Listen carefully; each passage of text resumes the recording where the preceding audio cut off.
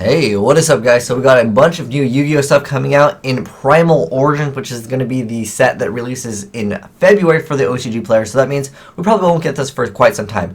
Now, ignore some of the translation down here. This translation is English, so it has a lot of errors. But I'll put the actual effects of these monsters and all the cards down below in the description box. But I'll briefly go over what they do. So this is a new Mecha Phantom Beast card, basically. You can banish this card from the graveyard to summon one Mecha Phantom Beast monster from your hand. When you control a token, this card cannot be destroyed by battle or by card effects. And if this card is sent to the graveyard, you can summon one token that is 0/0 at level 3. And then you can only use this effect once per turn. So I'm not sure if I, really saw Mecha Phantom Beasts do well on their own. It's not a bad deck. They just kind of lack some of the other support that other things have. This is Hazy Flame Hydra. He's a dinosaur, a fire, level 6, 2300 attack, 200 defense, and his effect is when this card is face up on the field, this card cannot be targeted by your opponent's card effects, and you cannot special summon monsters other than fire attribute monsters. The next XYZ monster that was summoned using this card as a material gains the effect. So when it is XYZ summoned, you can target one Hazy Flame monster in your graveyard and attach that target to this card is Xyz Material. So it goes on the same aspect of the or playstyle as the old Hazy Flame, which is make the Hazy Beast Basilitrice or a Basilicock, and you just want to get as many attachments on that thing as possible, and then simply just have a card that can't be destroyed. It's basically the same kind of idea of Utopia, but I think the Utopia deck is much more consistent, considering you have to use the Periton, and then you have a lot of sack factors going on. You can definitely lose to something like Ophion, whereas the ZWs, they won't really lose to that. And there is some support coming out for ZWs, but it's unfortunately not in here. But this is the card that everyone is getting really stoked about. This is Scrap Factor. This is going to bring Scraps back on another level. But anyways, so this card is called Scrap Factory. It's a field spell. It says all scrap monsters gain 200 attack and 200 defense. When a face-up scrap monster is destroyed by a card effect and sent to the graveyard, you can special summon one scrap monster from your deck. You can only use the effect of Scrap Factory once per turn. So that opens up a lot of dirty plays. If any of you guys have not tried Scraps, the deck is not a bad deck at all. It's another one of those decks that would technically lose to Ophion, but hey, this card's a pretty good card to bring out, because remember, it says you could just special summon one scrap monster from your deck. There's no restrictions on level or how much attack it has, so you can go ahead and special summon this guy over here. This is Scrap Golem. His effect is once per turn you can select one level 4 lower scrap monster in your graveyard and special summon it to either player's side of the field. So what that allows you to do is just go for, you would go for, say, something like a Scrap Dragon. As long as there's something else to pop on the field, you can then go for a Scrap Golem. Then Scrap Golem has the effect to bring back another monster, and since you've already used the field spell's effect, and you can only use the effect once per turn, you can pop the field spell. So basically you can pop 2 cards if you really want to, and just push for a decent amount of damage. 2 monsters with 2800, or if you really want to make the Scrap Twin Dragon. There's all these other cards. You don't always have to go for Scrap Dragon and Scraps. Granted, it is usually the best choice because Scrap Dragon is amazing once you have established field. But yeah, I think this card will definitely help Scraps out a lot. Like I said, the deck is not bad, so I'm gonna go ahead and test Scraps without this card, and I'll show you guys how it actually plays, because I know it's been quite some time since I actually played Scraps. But anyways, we got some more cards to check out. So now we have this is let's go to the top. We got the new DARKWORLD monster. So we got some support for DARKWORLD, although this one's, it's kind of like, why? But anyways, he is Kelt, Ogre Lord of the DARKWORLD. His effect is, if this card is summoned, if this card is discarded to the graveyard by a card effect, you get to special summon it, and if it was discarded by your opponent's card effect, you get to also special summon one fiend-type monster from your deck to either side of the field. That is absolutely crazy. That will maybe let Sorelli see some play, but I really don't think that this card is gonna make DARKWORLDs really good, because how many decks have the ability to discard cards from your opponent's hand? I know there's Royal Tribute, but that's really about it. That just makes it so if you Royal Tribute a DARKWORLD player, you're gonna lose even harder. I mean, there's no restrictions on this card either. It's like, oh, let me just special summon a Grapha from my deck, or special summon a Brow or any monster Snow, and then just bounce it back for Grapha. That becomes absolutely crazy, but pretty crazy. Now we got some support for Gustos. This is Parika, Lineage of Gusto. She is a Wind Psychic level 3, 1000 attack, 1500 defense, and when this card is normal or special summon, you can target one Wind attribute tuner monster in graveyard, special summon that target in face-up defense position. The monster special summoned by this effect is negated if you activated This effect, you cannot spell summon monsters except for win attribute monsters for the rest of the turn. You can only use the effect of Parika lineage of Gusto once per turn. So it kind of goes back to the support of Gusto's, like one monster to get multiple cards. And there is that, technically that Gusto OTK where basically you keep on crashing your own stuff. So that is an option. But it technically has that restriction where you can only spell summon win monsters, but that's kind of irrelevant because you're just going to keep on crashing.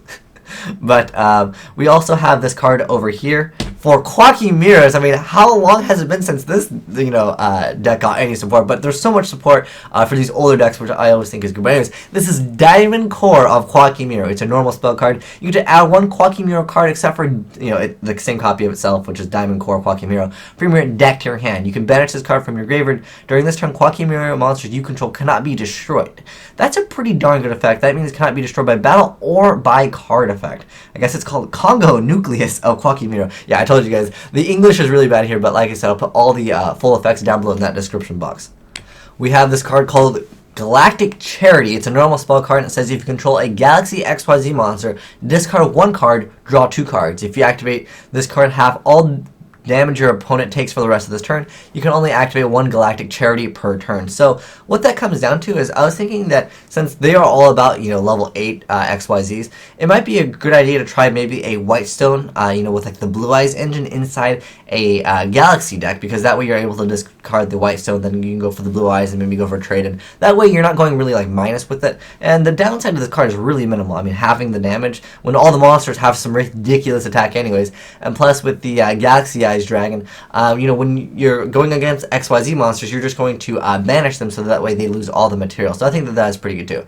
And next up we have Heliosphere, the Supreme Shield Dragon. This is a light dragon, level 4, 0 attack, 1900 defense, and its effect is if your opponent's hand size is 4 or less and you only control this monster, your opponent cannot declare an attack. Once per turn, if you control a level 8 dragon type monster, you can make this card become level 8 until the end phase. So going back to the idea of like maybe trying to make a Blue Eyes variant of Galaxies. I don't know. I think I want to try this once that these cards come out on DevPro. I will definitely mess around with some of these new cards, and I can't wait. And lastly, I do want to mention there's this new Modolce card, which I think is going to help Modolces a lot. Anyways, this is Modolce and Jelly, and you can tribute this card to special summon one Modolce from the deck, and it cannot be destroyed by battle, and it goes back during the next end phase. You can only use the effect once per turn of Modolce and Jelly. Now this opens up a lot of plays because, sometimes if you guys have played Modolce, sometimes you have to end up placing another field spell on top of your current field spell. That way you can get just to get the Modolce card in the graveyard. So the main play I would say that people would be using with this card is probably just going to go straight into a Hoot Cake, and then from there, obviously you already have a card that you can banish. Because this card, just like all the other Modolces, it has that effect when it's destroyed by your opponent's, or when it's in your possession and it is destroyed. That means even if it gets Solemn Warning, it still goes back into the deck.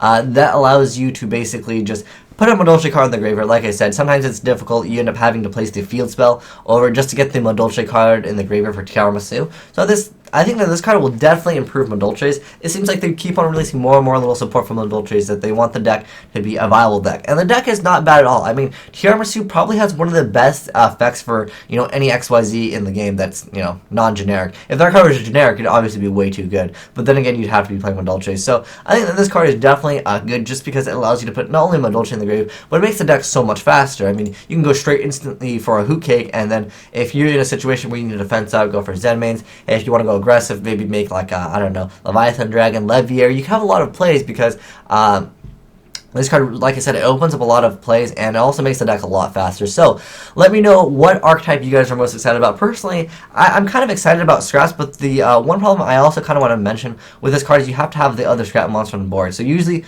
when you go for Scrap Dragon, you pretty much just have Scrap Dragon on the board, unless you're playing Call of the Haunted to bring back other cards. And what's going to be crazy is you're going to be getting that other monster's effect in addition to the field spell's effect. So just multiple cards after multiple cards. So I think that if Scraps can get some type of advantage, like if they they have a Scrap Dragon on board, they still get like their normal summon, you're in a situation where you're going to be losing to, you know, a huge field. I mean, Scraps are a pretty threatening deck once they get, you know, those multiple Scrap Dragon. Like, if they get a Scrap Dragon, Stardust Dragon on the field, it can become very nasty very quick because those monsters got a lot of attack, and then they can just keep on playing really aggressive because, you know, after you destroy the Scrap Dragon, they're going to get another card back out, which is usually Scrap Golem, just for someone to make another Scrap Dragon or whatever they want to make. But anyways, let me know, like I said, what archetype you are more excited about.